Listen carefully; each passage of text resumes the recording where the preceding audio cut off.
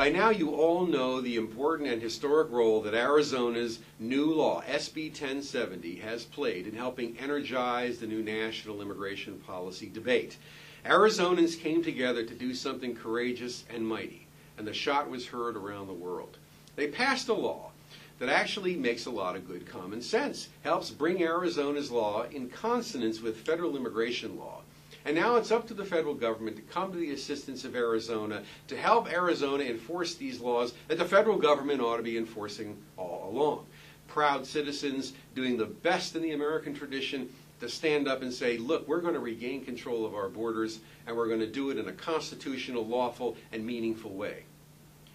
One would normally expect the federal response to be, we're going to assist you in enforcing these laws. And we at FAIR are proud of the role we played, along with our supporting organization, the Immigration Reform Law Institute, and with your help, proud of the role we played in helping bring about these important law changes. But what's the federal response? It's not what you would expect. We see attack after attack by people who haven't read the law. Attacks from the President, attacks from the Secretary of Homeland Security, attacks from the Attorney General. They haven't even read the law. We also see a coordinated assault moving forward on a variety of fronts for a number of reasons. The first priority of the opposition in attacking this law is to try to demonize the people, Americans, people standing up, demonize those people for standing up for border controls and the right to control our destiny.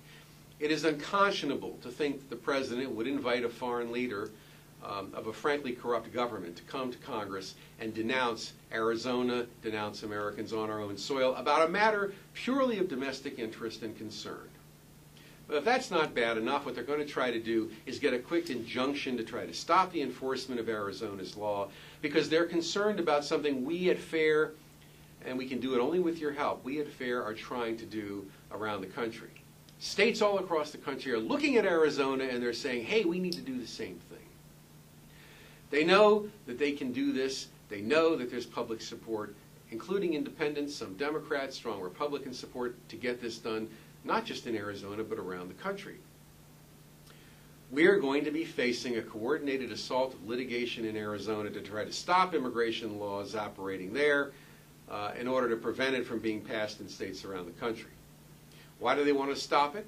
Because they want to stop the development of a harmonious federal-state immigration enforcement scheme. So we need your help, continued help and involvement to help beat back the legal challenges to Arizona's law and to help work around the country, all around the country, to help get similar laws passed in state legislatures all over the place.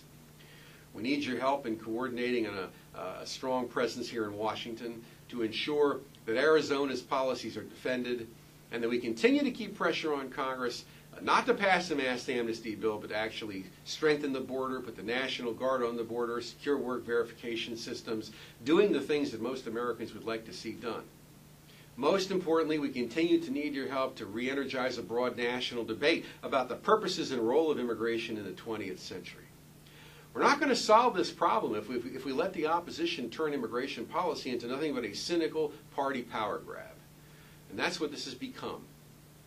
Many people ask me, they say, Dan, what explains the administration's behavior? Why won't they come to the aid of law-abiding American citizens to protect their communities? Why are they supporting people in Arizona and people around the country who are victims of crime, who see drug trafficking and drug cartels penetrating all across the country, and who are concerned about the spillover effect of crime, of mob violence and gang violence like what we see in northern Mexico?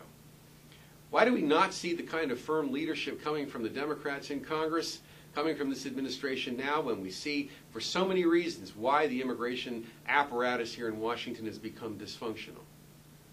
There's only one answer. It's a mass amnesty. It's in their political interest. I hope you'll continue to join FAIR, join us in this very important work. We have made progress. There's much more to be done. I want you to check on our website, up to date on important information. The battle to help Arizona and to make Arizona a rallying cry for states across the country has only begun. We're going to do this together.